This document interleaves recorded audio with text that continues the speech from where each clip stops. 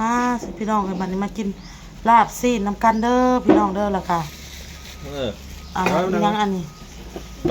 กาเหลาที่เพิ่นเฮ็ดสดมากินกับลาบแล้วเบิ่งพักเขาก็เป็นสวนอ๋อหิวข้าวทานที่สดดูน้องอันน่ะดาวเพิ่นก็มาพอดีพี่น้องเอ้ยเพิ่นมาถามว่าโอนมีหยังให้เฮาซอยบ่โอนก็หาก็มาแต่ตลาดเด้อพี่น้องเด้อก็เลยเอิ้นกินข้าวน้ำเอื้อยก่อนแล้วจึงเฮ็ดดอกเรียกนี่นะสวยเลยมานั่งพี่นั่งเลยแม่บอลเจ้าก็ได้นั่งโลดบ่าวเต้เพิ่นทำโอทีเพิ่นได้เงินมาให้ข่อยได้โอ3 มื้อบ่โอ2 มื้อได้เงิน300,000คือว่าให้ข่อย150,000ปันกันคนละครึ่งก็เลยเอาไปอีก100,000นะเอายืมเนาะ100,000ก็ยืมซื้อเครื่องมาแล้วก็เอาข้าวเว้าแท้ว้ายว้าวเลยเนาะก็เลยจักสิซื้ออีหยังมาสู่ผัวกินก็เลยซื้อลาบพี่น้องโอนก็ได้กินเนาะหมูน้ำทองบ่หมูน้ำทองเรียบเนาะหมูดาวน้องเอามานั่งนี่ได้ตักมานั่งเด้อเอาบอลกินข้าวเปียกด้วยพี่น้องเด้อโอ้เจ็บดีก็นี่สู้มาสิขนาดเรา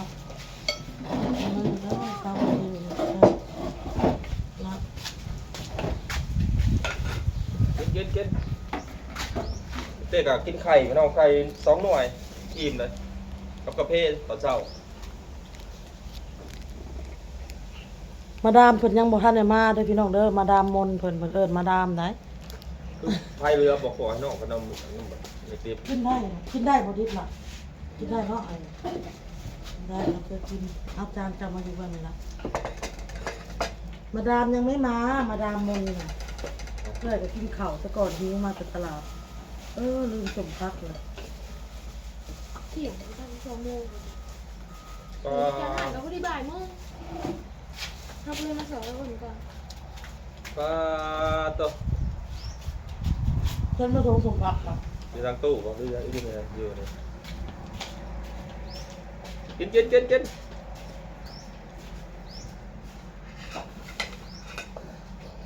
อ้เต็มห่วงนะกินเฮ็ดจะจดดโอ้เบิ่ปล่อยตักให้อีกเลยอันนั้นมันลายจะเข่าเบื่อกินอะไรพี่น้องอันสิ้นเปลือยยัดนะน้องมันแหลก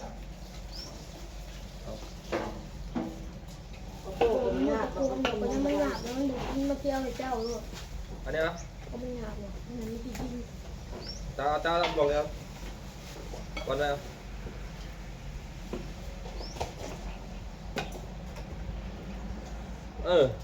ป้าตัวเขาจะถึงตุยคอยตุ้ยคอยบวมซื่อๆน้อยเนาะบวมเข่าซื่อพอจะเอาหัวสนุกกินดีๆกินดีเรากินดีมันจะตึกจะกินดีตัวกินพอเราอุตส่าห์ซื้อลาบมาสู่กินพะบาก็บ่อยากซั่นกินกับเพคนจึงบ่อยากซื้ออันนั้นอันนี้มาสู่กินกับเพก่อนต่อใจคนเนี่ยน้ำเช้าคนบ่สู่กินข้าวกินอยู่ปั้น1 6 ปั้นต่อช่วงคอยเวียกคนมันนะเอาเห็ดเวียกพี่น้องเลยมันจึงจะได้พากินข้าวร้ายแล้วเห็ดเวียกมันเมื่อยตอนเช้านะสำหรับพี่เต้มันท้องมันแหน่นะอาศัยกินข้าวปั้น1หรือว่ากาแฟแล้วก็แล้วตอนเที่ยงจะกินลายผมไม่เห็นเลยว่านั่นดอกพี่น้องมันลื่นอะไรมันคิดเป็นนิสัยอะไรเขาเผาเอาเห็ดเวียกแบบนี้เจ้าอยู่แล้วเขาทำไม่เท่าบ่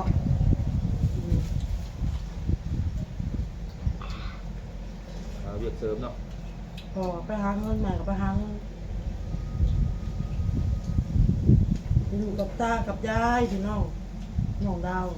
บ้านยังไม่รู้ว่าก็ประมาณเท่าไหร่ติ๊กไหมติ๊กใจไม่รู้ว่าติ๊กไหมติ๊กอันนี้มีเพื่อนจะบอก มันมีอะไรเราผักทาง มีเพื่อนบอก ก็มีเป็นบริษัทมันบ่แม่นบ่ โมแม่ กระข้าวอะไร ใกล้กัน บ่แม่นเพื่อนอันต้นมีอันน้องสาวไอ้บอกคงข้าววะ เขาเคยเข้าไปอยู่เพื่อนพ่อเฒ่านะตอนช่วงขึ้นเทือนแล้วไปเอาข้าวดำลาวอ่ะซื้อข้าวดำลาว กระข้าว ซื้อพูดแล้ว กระเท่าน้องดาวนี่แหละ เมื่อกี้เขาก็อยู่กับแจนะ ได้แนวกินเมื่อFCเป็นอุดหนุนเอาให้เพิ่น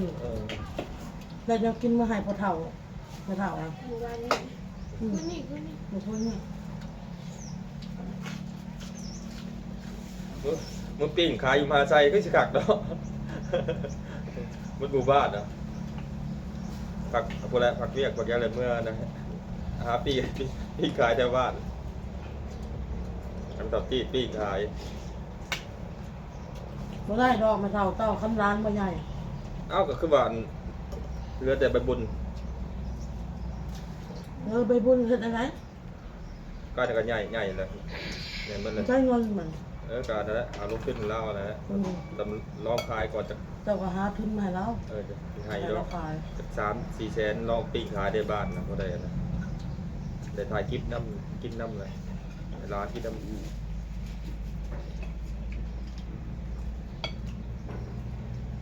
ก็สิบได้กำไรหรอกเนาะเพราะทุกๆไทยมาเนี่ย ก็บ่ค่อยสิขายเฮ็ดแต่ก่อนอันนั้นเลยว่านี่เราเฮ็ดเองอ่ะ คนให้หมักผลิตในอันนั้นในบ้านแน่นะ ในเรือนเราเนาะ ในเพื่อนก็ถึกอยู่ขายซื้อเอามาขายว่าลมเลยโอ้ยลมเลย ลม ตะโกนขังแท้จะต้องแตก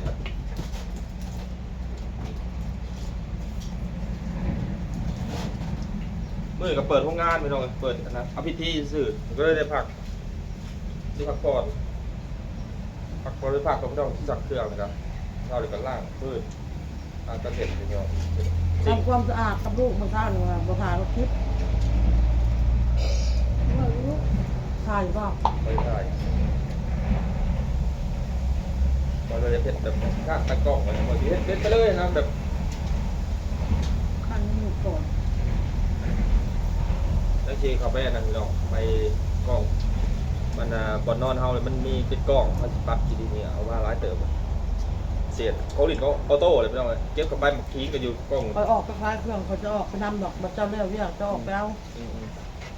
เป็นเห็ดหลายอย่าง นอเตียงออกก็ได้นอเตียงนะคุณค่ะพัดออก อะไรอีก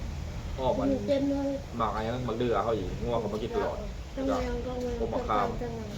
มันเกิดมันกินเลยจนจะเกิดคนละเขาชอบเนี้ยพออะไรเป็นหุ่นได้ยำห่อยำก็ได้เป็นหุ่น หมดแล้วครับ กดแล้วไก่กับไก่น้อยตัวเก่าแบบโตแล้วเรียก อันนั้นหมดบอกเลยไปครับ บ่แล้วมันเพราะว่าไก่เฮามันหลายแล้วเติมประกอบลูกอีกนะ จะบอกเราว่าจัง เอาเรียกรถออเดอร์ป่ะเจ้ายามผลิตนะครับเป็นเตาถ่านเลยเรียกเอารถเจ้า ว่าว่าจัง ว่า ไก่8 9ตัวฮะ ให้เรา แม่มันก็ให้ บอกแล้วแม่บอกให้แล้วให้จะลูกกันลูกมันก็สับกับปั่นที่เขาจะมันก็ใหญ่แล้ว จังเป็นง่ายเอาให้แล้วซะ พื้นทีมเรากว้าง ปันกันพี่น้องเอ้ยเพราะว่าถ้าว่าสมมุติว่าอ้วนเลี้ยงไก่นี่ก็ขี้หลักหนักเล่มมันก็คือสิบ่ย่านเลยแต่มันคือสิบ่กล้ามาแล้วเพราะว่าเสียงลุงเบิ้ลเราเฮ็ดน้ำเต้าถ่านเรา ลังกะซีอ้อมเป็นยังให้บอกเอาลังกะซีอ้อมเลยเวลามันงัดเนี่ยมันดังเลยนะมันก็ตื่นมาก็เห่ารถที่บอกว่าจะอ้อมลังกะซีใกล้บอสูเซียเกลียดมัน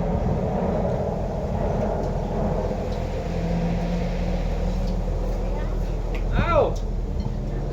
อายวะอายสาวเอ้ยตาดิกินดิแกแดดจะได้เด้ แจ็บลิ้น ทำไหมครับเด้อันนี้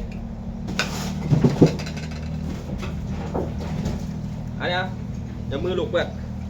อันนี้นี่พี่ดับ แต่ละมื้อก็ไปตลาดมากกับพาลูกกินข้าวนี่นะ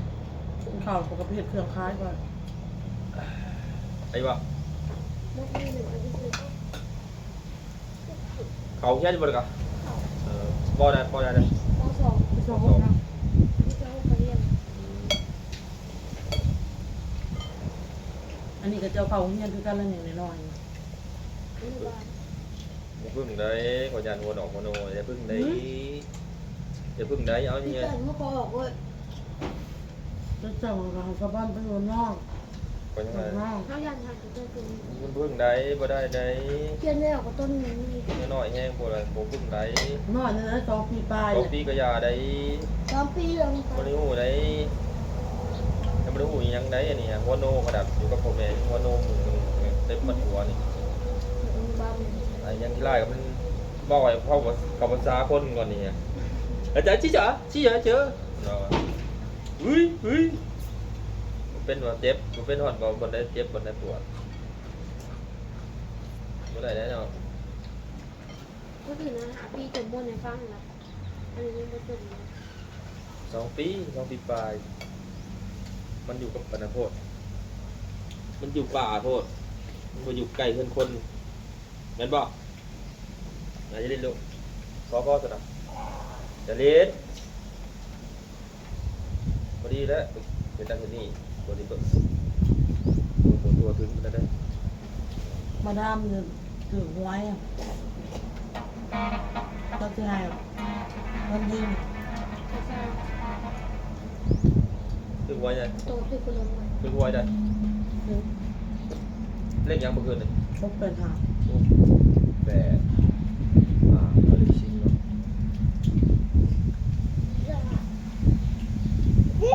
เลขออโต้บอกไปใกล้เลยคอยเป็นชื่อนะ มันบอกได้เลย 064 มันบอกได้เลย มั อ่ะ นไปออกเลขเวียดออกเลขฮานอยออกเลขลาว เห็นฉลากนะจับเกี่ยเลขนะจับ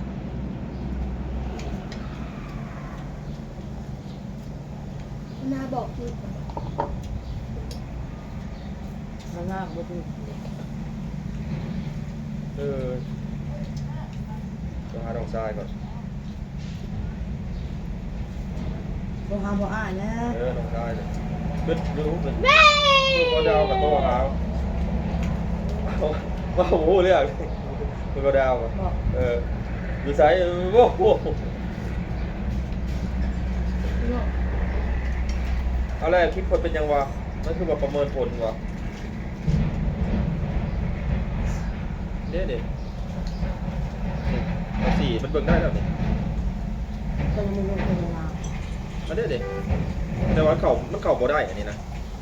อันนี้นะ ขอบเลย อันนี้เบิ่ง เขาไม่ยั้งกันเนี่ย เอาลองเบิ่งเอาเห็ดใครก่อนนะที่ลงโฆษณาก่อนบอกเห็ดลูกเห็ดบอกเห็ดตลอดเลยบอกพ่อบอกกินเลลินนะโตเจะหน่อยลกเลยอันบวกเขาชัดเขาข้อเนาะนี่อันนี้พออันนี้ให้เบิ่ง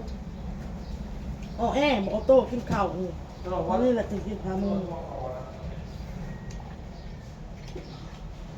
คนกินอะไรเนาะแรงมันก็เดียวหมดแบบนี้ กินอิ่มบ่เลยลูก นี่พอแล้วกินบักลายจนมันตัวถ้วยหนึงแล้วนี่มันอันไหนซื่อๆมันสิเอาอันนี้ขอข้อมันนี่พอแล้ว มี ก็ แต่งาน มันสิลิ่นแล้วล่ะมันสิลิ่นเข่าซื่อๆมาพอกินอะไรเอากินแน่ ค่ะไม่เป็นไรหรอก